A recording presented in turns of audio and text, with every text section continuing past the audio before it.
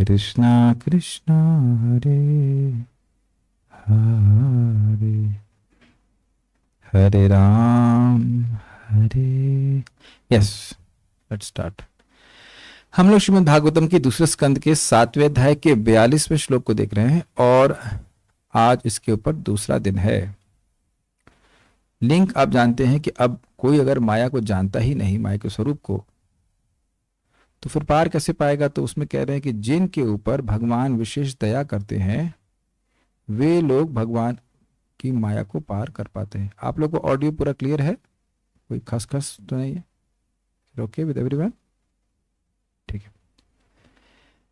जिन भक्तों के ऊपर भगवान कृपा करते हैं वही लोग भगवान को माया को पार कर पाते हैं। तो उसको फिर से एक बार गाते हैं। ये शाम स एष भगवान दययेदनन्तः सर्वात्मनाश्रित पदो यदि निर्व्यलीकम्। येषां स एष भगवान् दययेदनन्तः सर्वात्मनाश्रितपदो यदि निर्व्यलीकम्। ते दुस्तरामतितरन्ति च देवमायां नैषाममाहमिति धी श्वश्रगालभक्षये।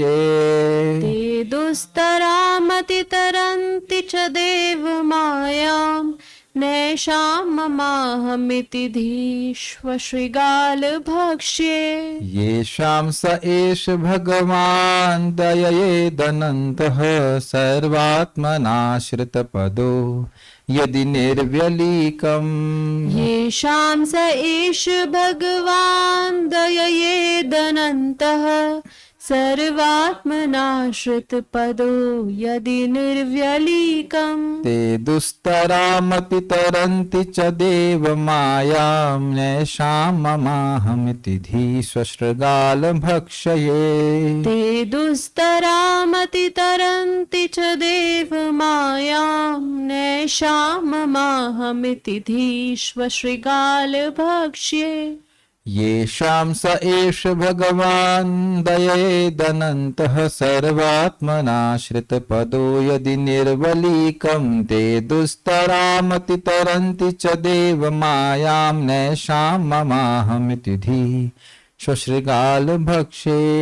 येषां स एष भगवान् दययेदनन्तः सर्वात्मनाश्रितपदो यदि निर्व्यलीकम्।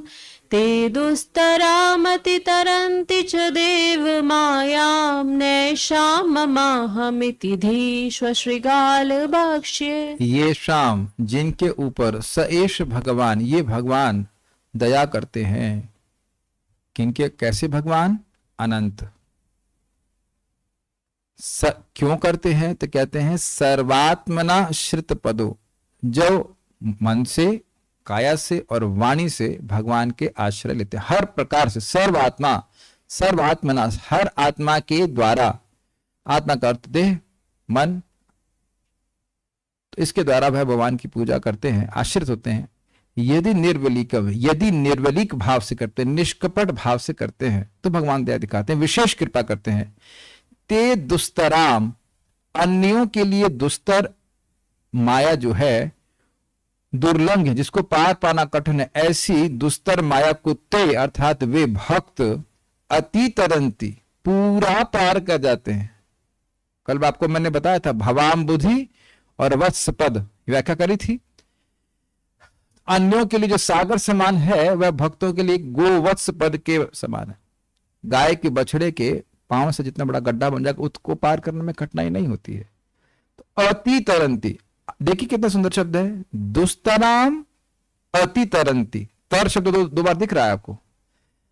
कॉन्ट्रास्टिव जक्स्टापोजिशन, ये क्या है? आपस में एक दो पोल रख लीजिए, दोनों एक तरफ एक चीज है, दूसरे बिल्कुल विपरीत गुण बताया जा रहा है। कॉन्ट्रास्टिव जक्स्टापोजिशन इंग्लिश में कहते हैं। दो चीजें एकदम बगल बगल रखी हैं जो बिल्कुल अलग स्वभाव की हैं। जो भगवान के भक्त नहीं है उनके लिए माया क्या है? दुस्तर है, दुर्लंघ है, उसको लांघना बड़ा कठिन है। जब जान ही नहीं रहे तो पार कैसे करेंगे? और अतितरंती बिल्कुल अलग हो गया ना। एकदम पार कर जाते हैं, माया छू भी नहीं पाती। जैसे मान लीजिए आप दौड़ रहे हैं और पीछे कोई आपको पकड़ने का प्रयास कर रहा है तो छू भी ना पाए, इतना तेज दौड़ेंगे। खेला आपने वो चोर सिपाही वाला गेम बचपन में? आप भागते हो, पीछे से लड़का पकड़ता है, अगर छू लिया तो आप आउट हो जाता है, ऐसे कुछ रहता है। तो भक्त आउट नहीं होंगे। न में भक्तः प्रणश्यति, भक्तों को भगवत धाम की प्राप्ति निश्चित है। जो भी भक्ति में आया है, चाहे मम्मी पापा के साथ ही आया है, लेकिन हरि नाम तो सुन रहा है ना, मम्मी पापा के साथ ही धाम तो आए ना दो बच्चे। धामवास तो अपने आप एक इंडिपेंडेंट भक्ति है कि नहीं? चाहे जॉब के लिए आया है कैसे भी आया है, मतलब मजाक कर रहे हैं आप लोग, जॉब के लिए केवल मात्र नहीं आए, भगवान की भक्ति करने के लिए कैसे भी आया है, वापस नहीं जा सकते। यत गत्वा न निवर्तन्ते, नहीं हम जाएंगे, नहीं जाने दिया जाएगा, फिर वापस लाया जाएगा उसी ट्रैक पे, भगवान के पास ही जाएंगे। तो फिर जो प्रभुपाद का शब्द है, क्या शब्द था प्रभुपाद जी का? blissful and eternal life is waiting us, so why should we refuse it? कितना डीप स्टेटमेंट है। अनंत शाश्वत आनंदमय जीवन हमारी प्रतीक्षा कर रहा है, इसको ठुकराएं क्यों? करना क्या है? भगवान का प्रसाद ग्रहण करना है, भगवान का नाम उच्चारण करना है, कथा श्रवण करनी, और क्या करना है? और कुछ नहीं करना है, यही करना। मन मना भव मद भक्तु मद्याज इमाम नमस्कार, इसको करेंगे तो शाश्वत जीवन प्राप्त होगा। और कहीं ना कहीं तो मन लगाए हुए हैं, तो यहाँ पे लिखा सर्वात्मना, निर्वलिक भाव से। बहुत हो गया भगवान, मुझे भौतिक इच्छाओं की आपका भजन नहीं करना है, give me the strength to be a true devotee, not a hypocritical devotee, I want to serve you unconditionally. आपको प्रसन्न करने के लिए ही, आपका प्रेम प्राप्त करने के लिए ही भजन कर सकूं, ऐसी आप मुझ पर दया कीजिए। ये देखिए, भागवत के श्लोक खाली एंटरटेनमेंट के लिए नहीं है, वाकई माया से पार करने के लिए है। ये फॉर्मूले बताए जा रहे हैं। क्या फॉर्मूला है? सर्वात्मना भजन करना है और निर्वलिक भजन करना है, तो भगवान की विशेष कृपा मिलेगी। तो वे देव मायाम अतितरंती, यानी कि भगवान की देवस्य, भगवान श्री कृष्ण की माया को पार कर जाते हैं। और दूसरा अर्थ है, च से मतलब है कि भगवान के तत्व को भी वह समझते हैं। क्या मतलब है? जैसे भगवान का नाम भगवान से भिन्न है, भगवान का विग्रह भगवान से भिन्न है, भगवान का प्रसाद भगवान से भिन्न है, कोई भी वस्तु भगवान से जो संबंधित है वो भगवान है, इस प्रकार की बात वो समझ लेते हैं। अच्छा, यह क्या प्रमाण है कि माया से मुक्त हो गए? तो कहते हैं न एशाम एशाम सश्रगाल भक्षय, यह शरीर जो स्व मतलब बताओ क्या बताया गया था? कुता डॉगी, और श्रगाल मतलब सियार, इनके द्वारा भक्ष्य, इनके द्वारा खाए जाने योग्य जो कलेवर है, अर्थात अत्यंत हे कलेवर है, न एशाम, इनमें, इसमें नहीं। क्या नहीं? ममाहम इति, मैं, मम यानी ये देह मेरा है, और अहम मैं ये हूं, यह बुद्धि नहीं होती है। धी मतलब ऐसी बुद्धि नहीं होती, यानी देहात्म बुद्धि से वह रहित हो जाते हैं। अब इस श्लोक को सुन के हो सकता हो कोई व्यक्ति रंज हो जाए कि इतना खराब हमको क्यों कह रहे हैं। तो आपको खराब कह रहे हैं कि देह को खराब कह रहे हैं? समझ रहे हैं ना? जो व्यक्ति इस श्लोक को सुन करके डिसलाइक का बटन दबाता है ये क्या बातें कर रहे हैं, हमको इस वीडियो बिल्कुल पसंद नहीं आ रहा है, तो इसका मतलब है कि वो माया में है। करो डिसलाइक, हमें कोई आपत्ति नहीं है, लेकिन डिसलाइक करने से पहले हमको ये स्वीकार करना पड़ेगा कि हम माया में हैं, कि हम अपनी देह पहचान इस देह से कर रहे हैं। अब बुरा नहीं मानिए, हम बहुत खराब बात बोल रहे हैं, खराब बात ही बोलेंगे। मान लो कोई व्यक्ति मल त्याग कर दे और कोई पूछे मल किसका है कोई व्यक्ति स्वीकार नहीं करता कि ये मल मेरा है। अरे रोज ही मल त्यागते हैं, क्या स्वीकार करते ये मेरा रख ले।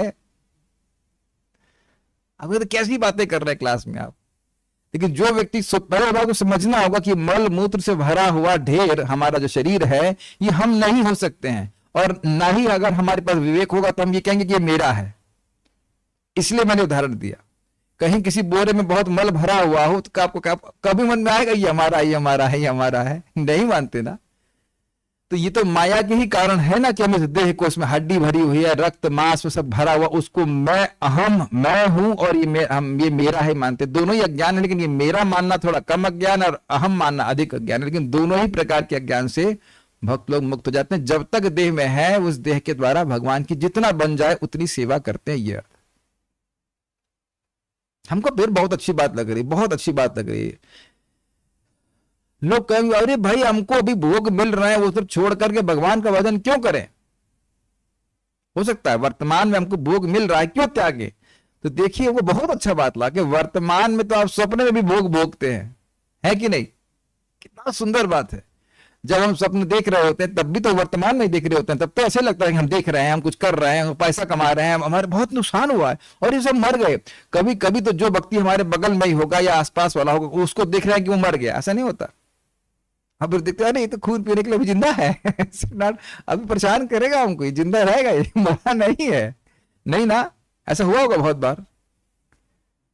तब बताइए कि उस स्वप्न के भोगों का क्या महत्व रहा? जागृत जीवन से तो उसे कोई मतलब नहीं है। कितना तुलना कर सकते हैं? स्वप्न की उपलब्धियों को अगर हम जागृत जीवन से तुलना करें तो उसकी वैल्यू क्या है? जीरो ना, एकदम जीरो, एकदम जीरो है, कुछ और विरोध है, बिल्कुल जीरो। अब इस जागृत जीवन में भी जो सो कॉल्ड जागृत जीवन, इसमें हम अपनी पहचान इस देह से कर रहे हैं, इसकी तुलना में आध्यात्मिक जीवन और आध्यात्मिक सुख कोई तुलना की जा सकती है? तो आप समझ सकते हैं कि जैसे व्यक्ति स्वप्न में होता है तो उसको बोलो अरे भैया कुछ नहीं हुआ है, तुम स्वप्न देख रहे हो, तुम्हारा कोई नुकसान नहीं हुआ है, तुम्हारा कोई फायदा नहीं हुआ, तो मानेगा कभी? कभी नहीं मानेगा। इसी प्रकार से इस जीवन जागृत जीवन में हम हर्षित हो जाते हैं, सुखी मतलब दुखी हो जाते हैं, अरे बड़ा नुकसान हो गया, बड़ा खत्म हो गया, मैं खत्म हो गया, मेरा बिजनेस खत्म हो गया, इत्यादि इत्यादि इत्यादि। ना तुम खत्म हुए ना तुम्हारा बिजनेस खत्म हुआ, तुम्हारा अज्ञान क्यों नहीं खत्म हो रहा, समझ में आ रहा था। एक भक्त को हम आज बता रहे थे कि वो कुछ पैसे का नुकसान हो गया तो रोए जा रहे हैं, इतना पैसे का नुकसान हो गया, इतना पैसे का नुकसान, हमको समझा रहे थे ऐसे अगर हम रोएं कि अरे इतना घंटा सोने में चला गया, इतना समय प्रजल्प में चला गया, फालतू बात में चला गया और कहीं चला गया, भगवान का भजन नहीं हो रहा, तो कितना अच्छा होगा। जैसे व्यक्ति स्वप्न में अपने जागृत जीवन के प्रति बिल्कुल सचेत नहीं रहता, ऐसे इस तथाकथित जागृत जीवन में भी हम अपने आध्यात्मिक जीवन के बारे में नहीं सोच पा रहे हैं। इसीलिए भागवत हमको जगा रही है कि जो व्यक्ति भगवान की कृपा से जागृत हो गया है वो भगवान की सेवा में ही लगता है, इस जगत में अहम और मम बुद्धि से प्रभावित होकर के भोगों के पीछे नहीं पड़ता है। ये बात बोली जा रही। ओके, हम अब चक्रवर्ती पाद की टीका को देखेंगे, लेकिन ये होगा जब भगवान की कृपा होगी। देखिए ये प्रत्यक्ष अपने जीवन में अनुभव करते होंगे भक्त लोग कि भगवान की भक्ति करने से बिल्कुल स्पष्ट समझ में आता है कि भोग मुझे सुख नहीं दे रहे हैं, और ये दिखा रहा है अहमता और ममता की भावना कम हो रही है। I am just getting bored by all this eating, mating, sleeping, defending. जैसे जैसे भक्ति में आगे बढ़ता जाएगा व्यक्ति, वैसे वैसे उसका अनुभव और होता चला जाएगा। ये ठीक है, सारा दर्शनी। यदि आप भगवान को जानने में असमर्थ हैं तो उनका अनुभव निराश्रय है। इसी का उत्तर श्लोक द्वारा उक्त है। इसका लिंक समझने का प्रयास किया। लिंक ये है, ब्रह्मा जी कह रहे हैं नाहम विदामी, मैं भगवान को नहीं जानता हूं। लेकिन देखिए जब वो कह रहे हैं भगवान को नहीं जानता हूं, उसका मतलब क्या है? जो भगवान को नहीं, जो कहता है कि मैं भगवान को नहीं जान पा रहा हूं, वही भगवान को जानता है। और जो कह रहा है कि जो मैं भगवान को जानता हूं वो भगवान को बिल्कुल नहीं जानता है। जैसे मान लीजिए मैं कहूं मैं समझ रहा हूं अटलांटिक ओशन कितना गहरा है, क्या बोलेंगे आप? इसका मतलब तुम समझ ही नहीं रहे हो कि अटलांटिक ओशन कितना गहरा है। जो कह रहा है कि भैया अटलांटिक ओशन तो बहुत गहरा है, हम नहीं समझ पा रहे हैं कि कितना गहरा है, तो उसका मतलब कुछ समझ रहा है कि वो कितना गहरा है। कुछ समझ में आ रहा है भाषा मेरी? कैच किया नहीं कर पा रहे? हाँ हम समझ रहे, भगवान को जानते हैं। जानंत एव जानंतु किम बहुक्त्या न मे प्रभु मनसे वपशो वाचो वैभवम तव गोचरा। वही ब्रह्मा जी आगे दशम स्कंद 14 अध्याय में कहेंगे कि जानते वो जानंतु। कुछ लोग कहते हैं हम भगवान को जानते हैं, तो जानते रहे, हमें तो हम कुछ बारे में कुछ नहीं कहना है। लेकिन जहां तक मेरा प्रश्न है और मेरा मतलब ब्रह्मा जी कैसे हैं, वो सामनायमय, वह आमनामय है, वेदमय है, तपोमय है और प्रजापतियों के द्वारा अभिवंदित हैं ऐसे व्यक्ति, और योग में दक्ष हैं। इस प्रकार के होते हुए भगवान के अंत को नहीं पार पा रहे हैं। तो अंत को नहीं पार पा रहे हैं, इससे ब्रह्मा जी की हीनता नहीं सिद्ध हो रही है। भगवान की महिमा का, भगवान के गुणों का अंत है ही नहीं, तो वो जानेंगे कैसे पूरे? जब वो कह रहे हैं नाहम विदामी, इसका मतलब है कि वे भगवान को पूरा पूरा नहीं जानते, क्योंकि पूरा पूरा जानना संभव ही नहीं है। तो मान लो कोई प्रश्न करे इस तरह से कि आप कह रहे हो कि आप जानते ही नहीं हो, जब आप नहीं जानते हैं तो फिर अब ये इस बात का क्या प्रमाण है कि भगवान है या नहीं है?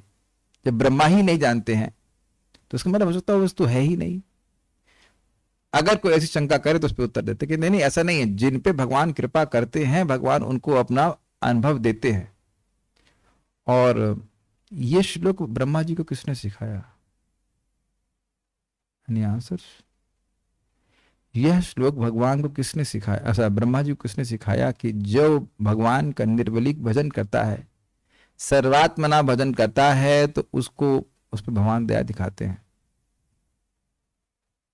वेरी गुड, मयंक प्रभु ने एकदम सही उत्तर दिया है। भगवान ने, प्रणव प्रभु ने भी, शैली शुक्ल माता जी भी सही बता रही है।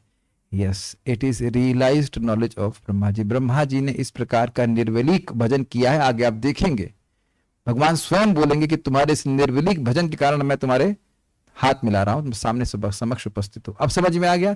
ये अनुभूत योग है, अनुभव किया हुआ योग है, जिस रियलाइजेशन को ब्रह्मा जी शेयर कर रहे हैं।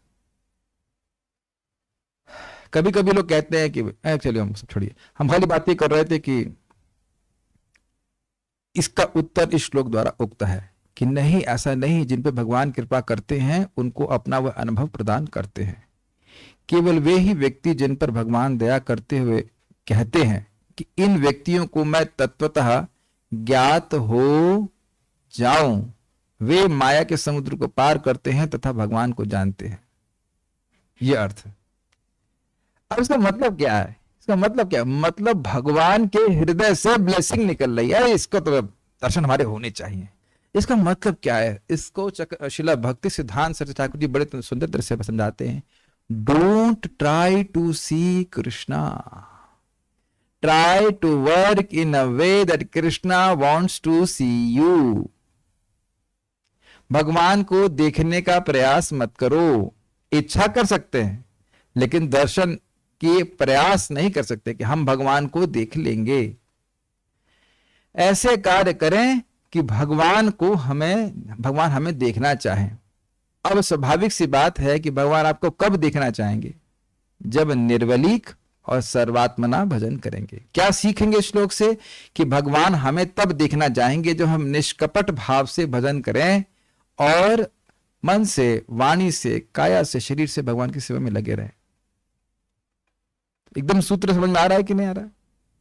भगवान वाह, इसने बढ़िया सेवा किया, इसको मैं अल्टीमेट पुरस्कार दूंगा, अपने रूप का दर्शन दूंगा।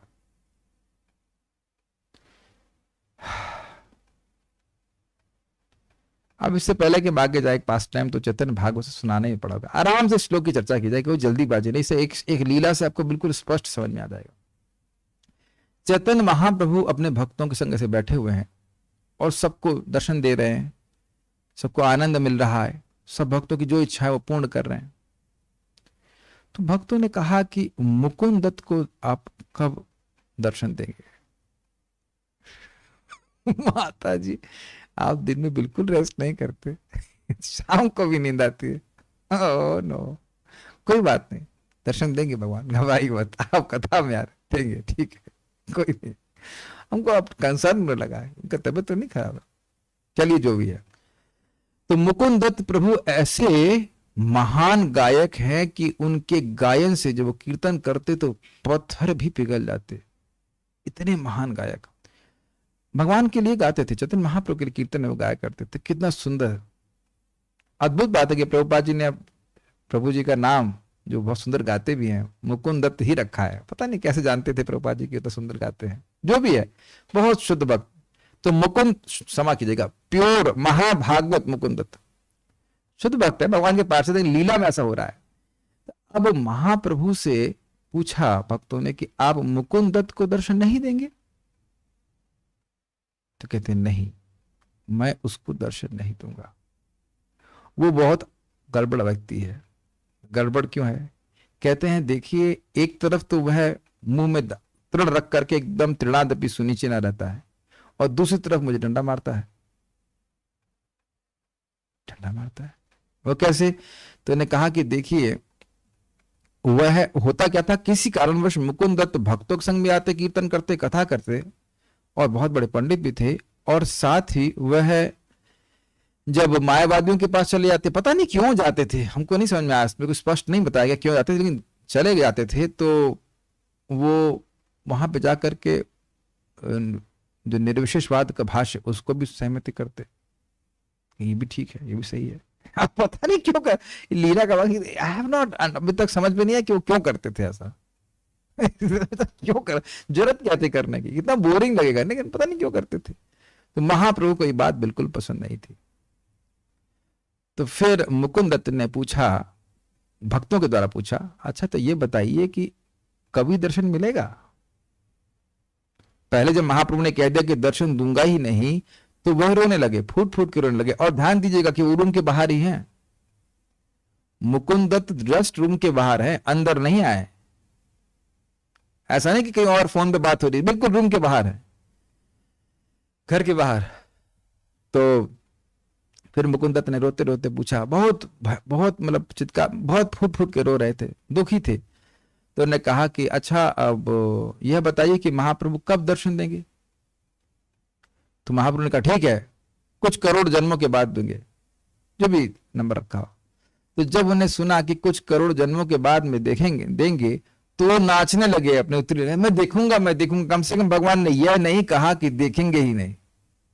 तो जब भगवान ने ये देखा, भगवान तो अंतर्यामी है, तो कैसे बुला लो अंदर। तुरंत तो उन्होंने कहा कि तुम्हारा ये जो उत्साह था, तुम्हारा जो संकल्प था कि ठाकुर जी हमको देखेंगे जरूर, हमें दर्शन जरूर देंगे, तो यह मेरे संकल्प को तोड़ दिया। मेरा संकल्प था कि अब करोड़ जन्म के बाद देखेंगे। करोड़ जन्म में कितने फिगर्स आ जाएंगे, कितने जीरो आ जाएंगे,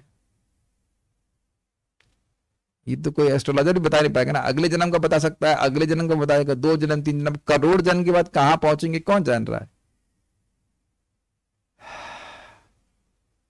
तो वहां उसके बाद मुकुंद दत्त कहते हैं कि देखिए, भगवान का दर्शन उसी व्यक्ति को होता है जिसको उसको हृदय में प्रेम हो भगवान के प्रति। नहीं तो जरासंध ने भी आपका दर्शन किया, दुर्योधन ने भी आपका दर्शन किया, उसे कुछ शिशुपाल ने भी किया, उन्हें कुछ सुख नहीं मिला, यहां तक कि धोबी ने भी भगवान का दर्शन किया, और भगवान ने मांगे भी उससे कपड़े। कहते तुमको कपड़ा देंगे, राजा का कपड़ा मांग रहे हो, तुमको पता नहीं क्या होगा, अभी तुमको सबक सिखाता हूं। भगवान लिए गर्दन काट दिया उसकी। और वहां लिखा है चैतन्य भागवत में कि उस धोबी ने कई जन्मों तक तपस्या करी थी भगवान को प्राप्त करने के लिए, लेकिन भक्ति नहीं करी थी, इसलिए भगवान को देखने के बाद भी उसे सुख नहीं मिला। नाहम प्रकाश सर्वस्य युगमाय समावृतः मूढ़यम नाभिजानाति लोको माम अजम अव्ययम। तो भगवान का दर्शन करने का मतलब है कि भगवान से निकलने वाले, प्रकट होने वाले माधुरता का और का वह अनुभव कर सके, और भक्ति के द्वारा होता है। तो जब भगवान किसी की भक्ति के से प्रसन्न होते हैं, तो भगवान अपने आप को उसके सामने प्रकट करते हैं। तो यही बात यहाँ पे बोली जा रही है। श्रुति कहती है, नायमात्मा प्रवचने न लभ्यो न मेधया न बहुधा श्रुतेन यमेव वृणते ते न लभ्यस्तस्येष आत्मा विवृणते तनुम स्वाम। नायम न अयम आत्मा, इस आत्मा को, इन भगवान को, आत्मा मतलब भगवान को, प्रवचने न लभ्यो, प्रवचन के द्वारा प्राप्त नहीं किया सकता। तो अब कहीं तुम प्रवचन क्या कर रहे हो?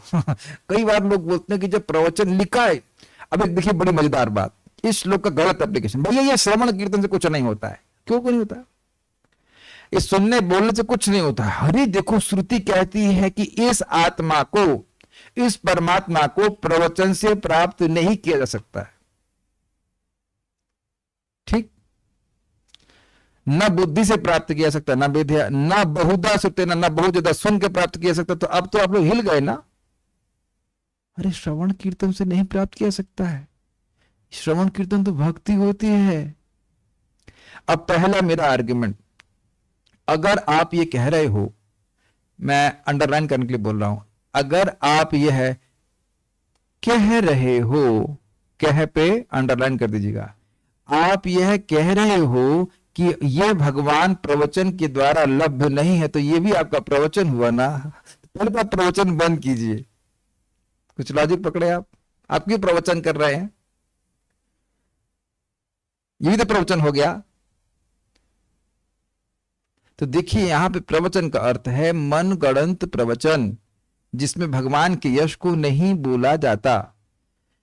भगवान बड़ा स्पष्ट कहते हैं, भक्त्या माम अभिजानाति, भक्ति के द्वारा मुझे जानते हैं। तो मैं पूछूंगा कि भक्ति कैसे होती है, तो सबसे पहला शब्द क्या होता है? श्रवणम कीर्तनम विष्णु स्मरणम पाद सेवनम अर्चनम वंदनम दास्यम साख्यम आत्मनिवेदनम इति पुंसाम अर्पितः विष्णु भक्तिश्चेत नवलक्षणा। ये भक्ति नवलक्षण से युक्त है। क्या लक्षण है? श्रवण कीर्तन स्मरण वंदन इत्यादि। तो भक्ति में हम लोग अपने मन गणंत प्रवचन नहीं कर रहे हैं, हमें उस सच्चिदानंद की प्राप्ति करनी है, हमें उस सच्चिदानंद की प्राप्ति करनी, लेकिन यह ना बताएगा कि सच्चिदानंद है कौन। हाँ, सोच लेंगे हाँ उसकी प्राप्ति करनी। गुरु जी अब कहां से आए? हम वहीं से आए जहां से आप आए। अच्छा अच्छा, अब अपने मन से अटकलबाजी करेगा। हाँ हाँ, जैसे एक एक लोगों के मायावादियों के संग दिक्कत है। एक बड़ा पहेली है। क्या पहेली है? हम भी ब्रह्म है तो ब्रह्म की उपासना ब्रह्म कैसे करे? गजब हैरान हूं भगवान, तुमको कैसे हैरान हूं मैं। आवाज क्लियर नहीं आ रही, ऐसा कुछ दिक्कत है आवाज में? बस ठीक है, ठीक है। गजब हैरान हूं भगवान, तुम्हें कैसे। यस का मतलब आवाज खराब है, यस का मतलब आवाज सही है, हमको नहीं पता। Is it okay? Not clear.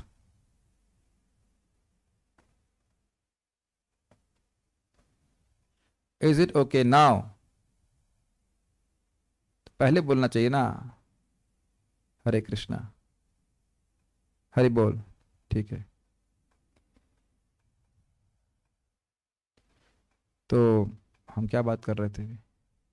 गजब हैरान हूं भगवान, तुम्हें कैसे रिझाऊं मैं। मतलब मैं भी ब्रह्म हूं, आप भी ब्रह्म हैं, हम ब्रह्म की उपासना कैसे करें? लेकिन गलत है ये धारणा, यही कंसेप्शन गलत है। मैं ब्रह्म हूं लेकिन भगवान पर ब्रह्म है, भगवान पर ब्रह्म है, इसलिए हम उनकी उपासना कर सकते हैं, कोई दिक्कत नहीं है। तो बात यह है कि अपने मन गणंत प्रवचन के द्वारा भगवान की उपासना नहीं हो, भगवान प्रसन्न नहीं होते हैं और भगवान अपने आप को प्रकट नहीं करते। Krishna reveals to the degree he is pleased by our service. जितना हम भगवान हमसे हमारी सेवा से प्रसन्न होते हैं, उतना ही भगवान अपने आप को प्रकाशित करते हैं। हम जबरदस्ती नहीं कर सकते, इसलिए बोला जा रहा है। अच्छा, यह भी नहीं कर सकते कि हम 10 साल से सुन रहे हैं तो भगवान हमारे सामने प्रकट ही हो जाएंगे, ये सब भी नहीं। जब भगवान की इच्छा होगी। यम एव एष वृणुते तेन लभ्यस तस्य एष आत्मा विवृणते तनुम सना स्वाम। जिनको भगवान सेलेक्ट कर लेते हैं कि इस व्यक्ति को मेरा दर्शन हो, उसी व्यक्ति को भगवान का दर्शन होता है। अभी प्रश्न आएगा कि किसको करते हैं? शृण्वन्ति गायन्ति गृणन्त भीष्णशः स्मरन्ति नन्दन्ति तवे हितं जना त एव पश्यन्ति अचिरेण तावकं भव प्रवाह परमं पदाम्बुजम्। शृण्वन्ति, जो सुनते हैं, गायन्ति, सुनाने वाला हो तो सुनते हैं, और कोई सुनने वाला हो तो गाते हैं। शृण्वन्ति गायन्ति गृणन्त भीष्णशः, और गृणन्ति, कोई सुनने गाने वाला नहीं तो खुद ही बोलते रहते हैं, हरे कृष्णा, गुनगुना सकते हैं ऐसे। गृणन्ति अभीष्णशः, निरंतर करते रहते हैं, एक भी दिन नागा नहीं करते। They are not Naga babas. Naga बाबा में जो रोज कथा में नागा करे वो नागा बाबा, ठीक है। तो ये अच्छा है, अब अगली बार इसी शब्द का उपयोग करेंगे डांटने के लिए। नागा बाबी है, नागा बाबा जो नागा करते हैं कथा में, तो लाइक दैट। अभिष्णशः स्मरन्ति नंदन्ति तवे हितम जना, तव हितम, आपकी लीला कथा को वह स्मरण करते हैं, आनंदित होते हैं। तो तएव पश्यन्ति अचिरेण कथा, वो ही देखते हैं। स्पष्ट हो रहा है यहाँ पे लगा ना, जिसको भगवान सेलेक्ट करते हैं। तो किसको सेलेक्ट करते हैं? जो इस प्रकार से श्रवण कीर्तन में नियोजित होता है, उसी को भगवान देखते हैं। तो देर में देखते, कहते तएव पश्यन्ति अचिरेणा, बहुत देर नहीं लगेगी, वो देखेंगे भगवान को। अचिरेण तावकम, आपको ही देखेंगे। तएव पश्यन्ति अचिरेण तावकम भव प्रवाहो परमं पदाम्बुजम, भव के प्रवाह को रोकने वाले आपके चरण कमलों को देखेंगे। आपको ही देखेंगे का मतलब है आपके विस्तारों को नहीं देखेंगे, आपको ही देखेंगे। और आपके चरण कमलों को देखने का अर्थ है कि आपके चरण कमलों को देखेंगे, निर्विशेष ब्रह्म को नहीं देखेंगे। तो दोनों श्लोकों को बैलेंस कर पाएंगे। तो कई बार हम लोग पहले भी चर्चा कर चुके हैं, प्रथम स्कंद में माता कुंती की प्रार्थना में आया है तो जो व्यक्ति भगवान के श्रवण करते कीर्तन में नियोजित होता है, उनको उनके प्रति भगवान की भावना होती है कि ये व्यक्ति हमको देखे। ठीक है, सो विल गो फॉरवर्ड। लेकिन अगर कोई व्यक्ति चैलेंज करे भगवान को, तो फिर भगवान के सामने प्रकट नहीं होते। प्रवचन, बुद्धि अथवा अधिक श्रवण द्वारा भगवान की प्राप्ति नहीं होती, अपितु भगवत प्राप्ति केवल उसी व्यक्ति को होती है जिससे वह भगवान स्वयं चुनते हैं, वह उस व्यक्ति के समक्ष अपना स्वरूप प्रकट करते हैं। मुंडक उपनिषद 3.2.3। किन लक्षणों द्वारा उनकी दया ज्ञात होती है, यह वर्णित है। उन व्यक्तियों को निर्वैलीकम अर्थात निष्कपट, निष्काम अर्थात भौतिक इच्छाओं से रहित होना चाहिए, जो सर्वात्मना अर्थात कर्म तथा ज्ञान के प्रति निरपेक्षता सहित भगवत चरणारविंद का आश्रय ग्रहण करते हैं। इसका क्या मतलब है? सर्वात्मना का मतलब है मन को और कहीं नहीं लेके जाते, न वो कर्म कांड का आश्रय लेते हैं, न वो ज्ञान कांड का आश्रय लेते कि भाई हम कुछ निर्विशेष ब्रह्म अनुसंधान करें, न इति करें, ये आत्मा नहीं है वो आत्मा है। इस प्रकार की बात को, इस प्रकार का विचार हम लोग नहीं करते हैं। प्रैक्टिकल आप देखो कि हम भक्त लोग सब नहीं करते हैं। भगवान के यश को श्रवण करने का प्रयास करते हैं, भक्ति करते हैं, सीधी बात, भगवान का नाम जप करते हैं। और यह तो बिल्कुल नहीं सोच रहे हैं कि भक्ति को छोड़ करके कोई और कार्य है जिससे हमारी भक्ति बढ़ जाएगी, जिससे भगवान का दर्शन प्राप्त हो जाएगा। ऐसा भी कोई विश्वास भक्तों का नहीं होता है। भक्ति करके ही मुझे सारी सिद्धि प्राप्त हो जाएगी, ये विश्वास भक्तों का होता है। अब यहाँ पे है बात, तो मैं थोड़ा सा बोल देना चाहता हूँ कि भक्तों को थोड़ा थोड़ा कंफ्यूजन हो जाता है कि मान लीजिए अब साधक भक्त लोग हैं, अपने स्वास्थ्य लाभ के लिए वह कुछ योगा करते हैं, तो सोचते हैं कि जब हम भक्ति कर रहे हैं तो योगा करने की क्या जरूरत है। देखिए, अब अगर आपका स्वास्थ्य अपने आप ठीक रहता है तो योगा करने की कोई जरूरत नहीं है। लेकिन अगर आपका स्वास्थ्य ठीक नहीं रहता तो उसके लिए जो कुछ भी आवश्यक, भक्त लोग बार बार हैंड रेस कर रहे हैं। कमल हसन प्रभु अगर ऐसा आप करेंगे या कोई और करेगा तो I will have to remove you from the meeting. Be conscious that don't do this and disturb the meeting. जो कुछ आपको कुछ मैसेज करना है तो आप मैसेज कर सकते हैं आवाज के संबंध में, लेकिन फिर भी बीच में मत डिस्टर्ब कीजिए। Be conscious of what you are doing when we are in the meeting. मेरा देखिए फ्लो टूट गया, क्या बात कर रहा था मैं। सबका देखिए इससे टूटता है। कमल हासन प्रभु आप ठीक से बर्ताव कीजिए, प्लीज ऐसा मत कीजिए। मुझे नहीं पता आप गलती से कर रहे हैं, नहीं कर रहे हैं, गलती से भी गलती मत कीजिए। क्या बात कर रहा था मैं? योग के बारे में बात कर रहा था। तो देखिए, जब तक हम भाव स्तर पे नहीं हैं, हमारा शरीर में अगर रोग हो जाता है तो हम लोगों को भक्ति करने में कठिनाई आती है। इसलिए ये अनुकूल है कि हम अपने शरीर का ध्यान रखें जितना आवश्यक है। ऐसा नहीं है कि अष्टांग योग करने बैठ गए हैं और उसके द्वारा हमारी भक्ति बढ़ रही है, ये विश्वास हमारा नहीं है। और न तो ये विश्वास है कि आप सूर्य नमस्कार कर रहे हैं या आप अनुलोम विलोम कर रहे हैं तो उससे मृत्यु को पार कर जाएंगे, ये सब कुछ भी नहीं है। लेकिन क्या करें, ये देह है तो देह को ठीक रखने के लिए जो आवश्यक है वो करना पड़ता है। जो जिसको जैसे युक्त लगे वह कर लीजिए, बस ये बात है। तो इसलिए दोष नहीं देखना चाहिए कि अब भाई मैं भी भगवान के बारे में बता रहा हूं और अब आप तो भगवान के बारे में एकांतिक आश्रय करने के बारे में बोलते हैं। हाँ तो ठीक है, बोलते ही है, तो उसका मतलब फिर अब योगा क्यों करते हैं? प्रभुपाद जी भी 1.5 घंटे मसाज आदि किया करते थे अपने शरीर का ध्यान रखने के लिए, है कि नहीं? तो क्या प्रभुपाद जी आश्रय नहीं है भगवान के? तो ये थोड़ा सा विचार करना चाहिए। देह की आवश्यकता के लिए जो कुछ करना पड़े वो करना पड़ता है, लेकिन अपने अधिकार के अनुसार व्यक्ति काम करे। लेकिन जब भगवान की भक्ति कर रहा है तो भक्ति का उद्देश्य बड़ा स्पष्ट होना चाहिए कि भगवान श्री कृष्ण को हम संतुष्ट करें और भगवान की अनुकूलता हमको प्राप्त हो। अनुकूलता नहीं, दया, सॉरी, दया प्राप्त हो। अनुकूल तो भगवान रहते ही है, ठीक है। तो कर्म कांड, अब ये देख लीजिए, हम समझते सभी भक्तों की ये इतना तो स्तर आ ही गया, कर्म कांड से क्या हो जाएगा। और ये ज्ञान कांड तो खैर मैं समझता नहीं कोई भक्त लोग जानते भी होंगे, इसलिए अच्छा है ना जानो कभी। जो जानेंगे नहीं तो आश्रय कैसे लेंगे कि आत्मा परमात्मा मतलब आत्मा का अनुसंधान और ये वो सब कुछ नहीं करता। वो निर्विशेष ब्रह्म का अनुसंधान भी कहना चाहता हूँ। निर्विशेष ब्रह्म क्या है इधर तो कभी किसी ने प्रश्न किया ही नहीं है, किसी को मतलब नहीं। बहुत बोरिंग है ना, व्हाइट लाइट सब तरफ, क्या करेंगे वहां जा करके? प्रसाद भी खाने को नहीं मिलेगा, भूखे मर जाएंगे। We not going to go there, ठीक है। उनकी दया शक्ति की मुख्य वृत्ति अर्थात कार्य शुद्ध भक्ति प्रकट करना है। ये बहुत अच्छा लगा, this is super nice for me. भगवान की दया मतलब कृपा प्राप्त कर अगर हम कर रहे हैं तो उससे भक्ति प्रकट होगी। अब इसका मतलब क्या है, जितनी भक्ति प्रकट होगी उतना ही और विश्वास भगवान की दया पे, भगवान की भक्ति पे और बढ़ जाएगा। भक्त्या संजातया भक्त्या, भक्ति से और भक्ति बढ़ती है। शुरुआत में हमको अनुभव तो भक्ति का होता नहीं है, तो उन लोगों से सुनते हैं जो भक्ति करके भगवान का अनुभव प्राप्त किए हैं, तो वह अब उनके जब हम मुख से सुनते हैं, आचार्यों से सुन रहे हैं, तो फिर वह व्यक्ति के मन में एक आता है कि हाँ मुझे भक्ति सही चीज है, भक्ति अच्छी है, भक्ति करनी चाहिए। और फिर प्रकाशश्च कर्मणि अभ्यासात्, जैसे जैसे वह अभ्यास करता जाता है, भक्ति के संपर्क में आता जाता है, वह अपने स्वरूप को प्राप्त करता जाता है। बहुत सुंदर बात है। अब हम में से प्राय लोग भगवान की अनुकूलता चाहते हैं। जगत में ऐसा देखा जाता है बस घर देह ठीक रहे, पैसा आए, सब कुछ बढ़िया चले, लेकिन क्या उससे हमेशा भक्ति बढ़ेगी, ये प्रश्न हो जाएगा। तो हम भगवान की दया चाहते हैं कि भगवान की अनुकूलता चाहते हैं, ये देखना होगा। तो जगत में प्राय लोग भगवान की अनुकूलता चाहते हैं, और कभी प्रतिकूलता आती तो वो बिल्कुल नहीं चाहते हैं। लेकिन भगवान भक्तों पे दया ही करते हैं, चाहे वो प्रतिकूल हो चाहे अनुकूल हो। जैसे माँ कभी कभी प्रतिकूल होते हुए दिखती है, प्रतिकूल होती नहीं है। किसी बच्चे के पांव में अगर पस भरा फोड़ा हो जाए तो माँ ही फोड़े को फुड़वाने के लिए जाती है डॉक्टर के पास, तो बच्चे को दर्द होता है, तो क्या माँ प्रतिकूल है? प्रतिकूल नहीं है। लेकिन बच्चे को ऐसा लगता है कि आज क्या होगा, कल तो मुझे चॉकलेट खिला रही थी, आज बिल्कुल कितनी निर्मम हो गई है, ये माँ है कि क्या है?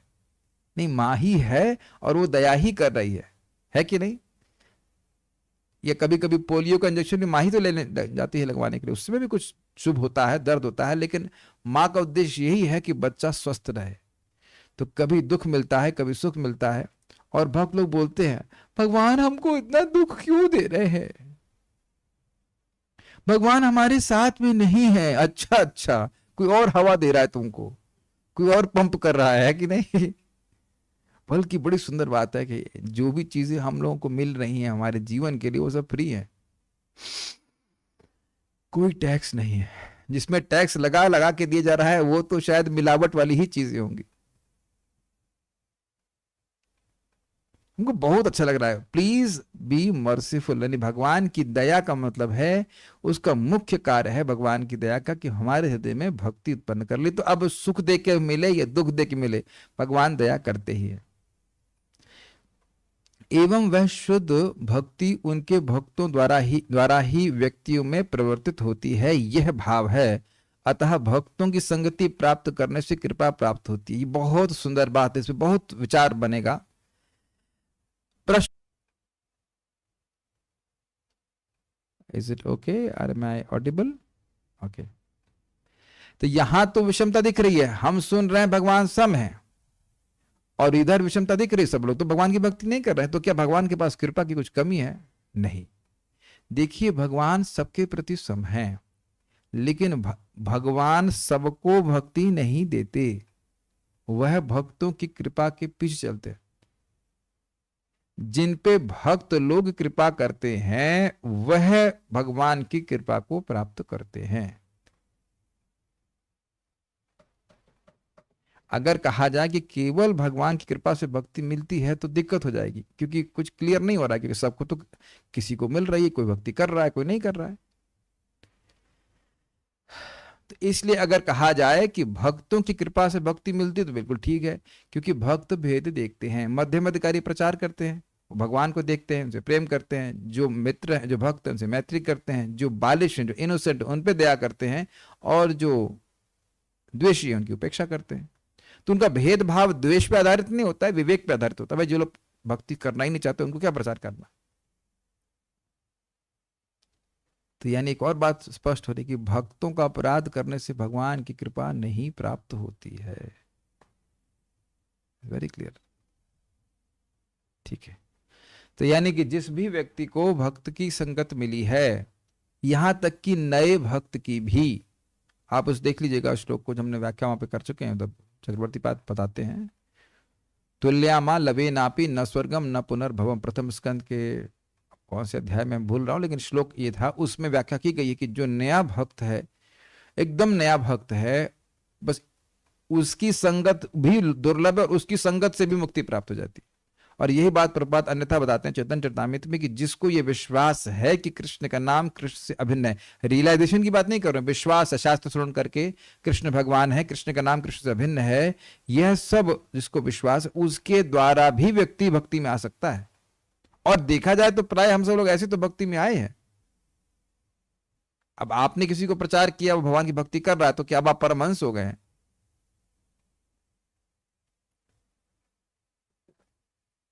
Is it not? अर्थात यदि वह उस संग को प्राप्त कर लेते हैं तो वह माया को पार कर जाते हैं एवं भगवत ज्ञान प्राप्त कर लेते हैं। भगवत विषय ज्ञान प्राप्ति को च शब्द द्वारा इंगित किया गया है। च देव मायाम शब्द था, तो देव माया को पार कर लेते हैं और पार करके भगवान के अनुभव कर लेते हैं। यानी स्पष्ट है, क्यों क्या मत कीजिएगा, हम सब लोगों को भक्तों की संगति प्राप्त है। बड़ा क्लियर है कि भगवान की भक्ति कैसे करनी है, और अगर ऐसा करते रहे तो उसमें कोई संदेह नहीं है कि भगवान की प्राप्ति होगी। आपके सामने लिखा है, आप उसके बाद भी कोई संदेह करे तो मैं क्या कर सकता हूं? ठीक है। किन लक्षणों द्वारा माया प्रदत्त कष्ट और उस कष्ट से मुक्ति अर्थात ज्ञान ज्ञात होता है? कैसे जाने कि माया से मुक्त हो रहे वो? और यहां देखिए और व्याख्या कर रहे हैं, माया प्रदत्त कष्ट और उस कष्ट से मुक्ति। कैसे जानेंगे कि व्यक्ति माया के द्वारा दिए जा रहे कष्ट से मुक्त हुआ है? तो कहते हैं, व्यक्ति अहम और मम के विषय में सोचता है, अर्थात अपने देह तथा पुत्र आदि अन्यों के देह के विषय में, जो कि शुश्रगाल भक्ष्य अर्थात कुत्तों और सियारों के भोजन के योग्य हैं, किंतु जिन्हें भगवत कृपा प्राप्त होती है वे इस अवधारणा से मुक्त हो जाते हैं। तो आप देख लीजिए, समझने का प्रयास करें कि हमारे दुखों का कारण देह नहीं है, देह अध्यास है। देह से आत्मा का कोई संबंध नहीं है, लेकिन भगवान की अविद्या शक्ति के कारण हम अपने आप को देह मानते हैं, इसलिए दुखी है। ये सबको स्पष्ट समझ में आता है? मैं देह हूं या ये मेरी देह है, इस प्रकार की भावना होने से देह के जो परिवर्तन हैं उनमें हम आत्मबुद्धि करते हैं कि ये सब मेरे परिवर्तन है, जबकि हम देख रहे हैं बचपन से लेकर अब तक हम एक बार भी परिवर्तित नहीं हुए।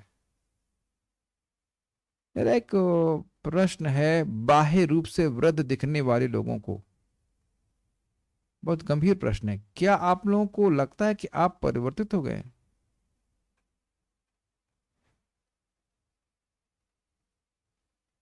या इंट्यूटिवली आप वही व्यक्ति हैं, चुलबुले से, शरारती से, मस्ती करने वाले? Shashikant Prabhu, what do you feel? अब देख रहे, in spirits we are the same. Yes, एक भक्त बोल रहे इंटरनली द सेम। हम भी थोड़ी थोड़ी मस्ती करते रहते हैं, अभी ज्यादा बुढ़े तो नहीं हुए, लेकिन मतलब आ गए, बुढ़ापे का दरवाजा खटखटाने लगे हैं, 40s। एक भक्त बोल रहे हैं वही हैं जैसे पहले थे। अब इनकी उम्र तो 20-21 साल है, आपको तो क्या बोले, आप बुढ़ा आप वृद्ध नहीं हुए हैं, लेकिन हम मतलब 50 क्रॉस जो कर लिए उनकी बात करेंगे। We want to dance. हमने देखा था उधर बाली में गया तो एक माता जी थी, 70 साल की होंगी, 60-65 अब तो शायद मर भी गई हूँ, पता नहीं, भरोसा नहीं, कई साल हो गए मुझे। इतना उनका उत्साह, मोरा मॉर्निंग प्रोग्राम सबसे पहले उठ जाएंगी, मंगल आरती में पहुंच जाएंगी, उसके बाद डांस करेंगे, डांस करने सबसे आगे, शी फर्स्ट डांसर। जन्माष्टमी कार्यक्रम हो रहा, सबसे आगे आगे करके डांस कर रही हैं, तुलसी आरती में आगे हैं, सेवा में लगी पड़ी हैं। मतलब सरप्राइज्ड। वैसे भी पुराने वहां पे तो वैसे भी केमिकल वगैरह कुछ होता नहीं, तो स्वस्थ रहते हैं लोग, but I was very much surprised. और कथा सुनने में भी कुछ नहीं, नींद वींद कुछ नहीं, खूब नोट्स बना बना करके सीख रही हो। कालिंदी माता जैसी लग रही थी, मतलब उनकी बहन जैसी। पर देखो ना, कालिंदी माता जी भी उत्साहित रहती, 2:30 बजे उठ जाएंगी, वो मंगल आरती जाएंगी, ये वो है ना। स्पिरिट, आत्मा तो कभी बुढ़ी होती नहीं है, देह बुढ़ा हो गया, लेकिन आत्मा तो उत्साहित रहती है। देखो परम पूज्य लोकनाथ महाराज को, प्रभुपाद जी तो अद्भुत है, बताइए 80 साल में कितना काम कर रहे थे, मतलब सेवा करते थे प्रभुपाद जी। ये काफी प्रैक्टिकल आप हम लोग अनुभव कर सकते हैं। तो जो लिए जो बुढ़ापे का जिसको ज्यादा परेशान करता है वो व्यक्ति है जो अपनी पहचान देह से बहुत अधिक करता है। नहीं तो भक्ति करता है व्यक्ति तो उसका तो उत्साह और बढ़ता चला जाता है सेवा करने का। परम पूज्य भक्ति वैभव महाराज बोल रहे थे, I feel so much energy to serve Krishna. बल्कि यह तो मैं आंखों से देखा हूं। श्रीधर स्वामी, प्रभुपाद जी के शिष्य का नाम बता रहा हूं, श्रीधर स्वामी उनका नाम था। श्रीधर स्वामी ओरिजिनल कमेंटेटर की बात नहीं कर रहा हूं। वह एक हफ्ते जब हम उनसे मिले थे, 2004 की बात होगी, मायापुर में, तो उसके एक हफ्ते बाद उन्हें शरीर छोड़ दिया था। यानी एक हफ्ता पहले मिले थे, उनको कैंसर हो गया था, पेट पूरा फूल गया था उनका, और उनको जॉली स्वामी कहा जाता था। मतलब खूब मजाक करते थे, खूब हंसते थे। तो अंत में समय में कैंसर हो गया था। फिर भी हम लोग से बात कर रहे हैं, ऐसा लग रहा था कि हम लोग से कुछ बात नहीं कर रहे हैं। उनके बस अपने विचारों में मग्न थे कि हमें कृष्ण भावनामृत का प्रचार पूरे विश्व में करना है। उधर ध्यान ही नहीं है कि वो कैंसर है क्या है, वो कष्ट में तो व्यक्ति होता ही है। अभी देखिए परम मुझे जयपताका महाराज को कितने कष्ट, मतलब इन सेंस एटलीस्ट कष्ट तो नहीं कहना चाहिए, लेकिन बहुत अस्वस्थ हैं। और बड़ा सुंदर बात है, परम पूज्य गोपाल कृष्ण महाराज जी परम पूज्य जयपताका महाराज के पास गए मिलने के लिए इधर अस्पताल में। महाराज यहाँ दिल्ली में एडमिट थे, तो जगह जगह ट्यूब व्यूब सब लगी हुई थी। तो महाराज स्वाभाविक से पूछे, आप कैसे हैं? कहते मैं बिल्कुल सही हूँ, मैं चेतन चरितामृत सुन रहा हूँ, चेतन भागवत सुन रहा हूँ। थोड़े विरोधी है, मैं तो बहुत सही हूँ। तो महाराज बोले, नहीं आपके जो शरीर में ट्यूब व्यूब लगा। ओह अच्छा, आप शरीर की बात कर रहे थे। मतलब याद मैं कौन हूं? आपने पूछा आप कैसे? मैं तो ठीक हूं, भगवान की कथा सुन रहा हूं। नहीं नहीं, आपका शरीर, ओ अच्छा आप शरीर की बात कर रहे हो।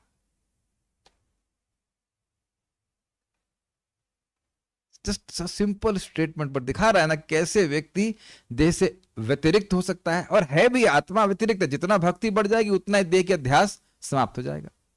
एक और घटना आपको सुनाए, बिल्कुल स्पष्ट, आप लोग सुने भी होंगे।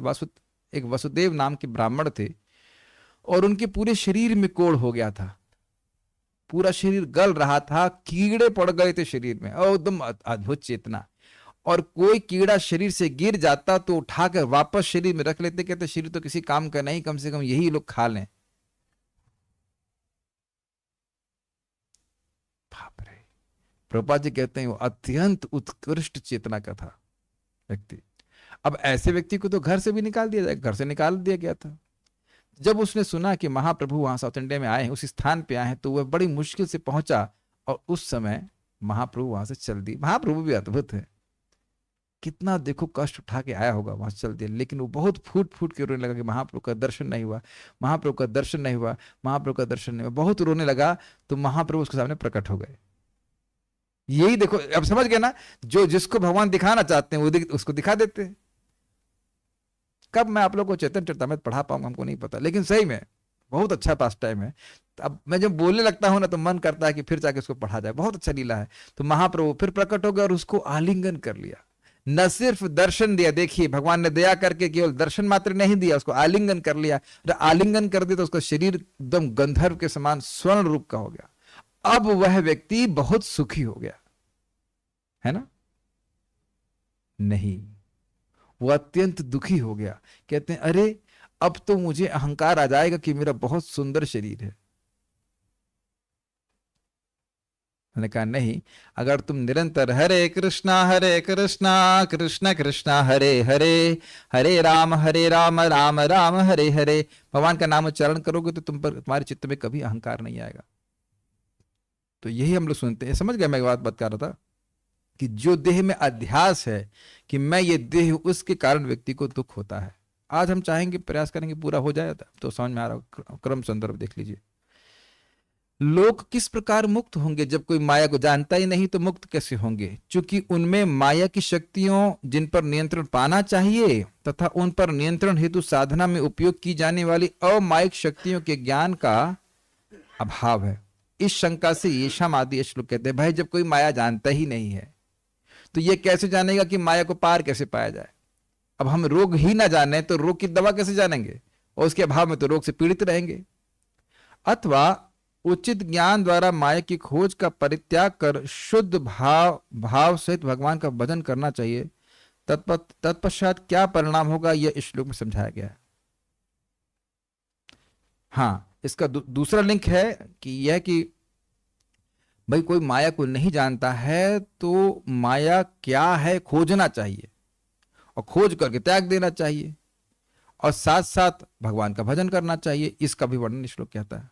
और वह भजन करने से क्या परिणाम होगा यह वर्णन करता है। वह माया को पार कर जाते हैं जिसको जिसको पार कर पाना कठिन है, उन्हें यह ज्ञात हो जाता है कि भगवान अनंत हैं।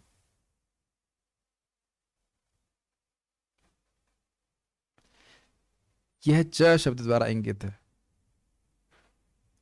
अब समझ में आया थोड़ा, और इन्हें एक अलग डायमेंशन दिया है कि माया से पार पलट चला जाता है और भगवान अनंत हैं, अर्थात हर जगह हैं, हर समय है, हर व्यक्ति में, हर वस्तु में, हर जगह कहीं भी ऐसा नहीं कि भगवान नहीं हो, ऐसा अनुभव करते हैं। बाल प्रबोधिनी अब बड़ा रुचिकर उन्हें बताया, उसी तरह से लिया है लेकिन अब थोड़ा सा उसको अलग तरह से विस्तार किया है। यदि कोई भी नहीं जानता तो कैसे मुक्त होंगे, प्रश्न तो वही उठाया। अब देखो क्या कहते हैं, तमेव विदित्वा अति मृत्युमिति नान्यः पंथा विद्यते न्याय।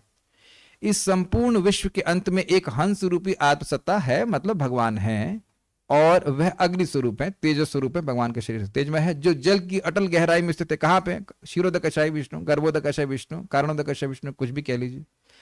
उसका यानी भगवान का ज्ञान प्राप्तकर्ता द्वारा प्राप्त व्यक्तिगत मृत्यु की पकड़ से परे चला जाता है और इस महत गति के लिए दूसरा कोई मार्ग नहीं है। श्वेता शतर उपनिषद। कहने का अर्थ यह है कि जब कोई व्यक्ति भगवान को जान लेता है, भगवान का ज्ञान प्राप्त करता है, तो वह मृत्यु से पार कर लेता है, यानी ज्ञानी व्यक्ति को ही मृत्यु से मुक्ति मिलती है। स्पष्ट हुआ? जो भगवान को जानता है वह भगवान को वह पार हो जाता है, अन्यथा नहीं हो सकता। तो इस प्रकार श्रुति वचन के अनुसार तो ज्ञानियों की ही मुक्ति प्रतिपादित है, और आप कहते हैं कोई जान ही नहीं पाता, तो इसका मतलब कोई मुक्ति नहीं हो पाएगा। यदि यह शंका हो तो कहते हैं कि, अब बहुत ध्यान सुनिए, कहते हैं कि अंतर ज्ञान के अभाव में भी कि यह माया है, ऐसा जानकर उससे पार होकर संसार से मुक्ति उनकी कृपा से बहुत लोगों की होती है। इस प्रकार कहा ये शामिति, अंतर ज्ञान के अभाव में भी कि यह माया है, यह ज्ञान की यह माया है, ऐसा ना होने पर भी भगवान की कृपा से बहुत से लोग प्राप्त मुक्ति को प्राप्त किए हैं। यहां पे शब्द है अति तरंती, ते अति तरंती, सब बहुवचन में चल रहा है। ना जान पाते हो माया क्या है नहीं क्या है, वो उससे मतलब नहीं भी है, ये भगवान का भजन कर रहे हैं, उससे भगवान की कृपा प्राप्त होगी, पार हो जाएंगे। क्या प्रमाण है आपके पास? सर्वधर्मोज्झित विष्णु नाम मात्रैक जल्पकाः सुखे नताम गतिम यान्ति नाताम सर्वेपि धार्मिकः।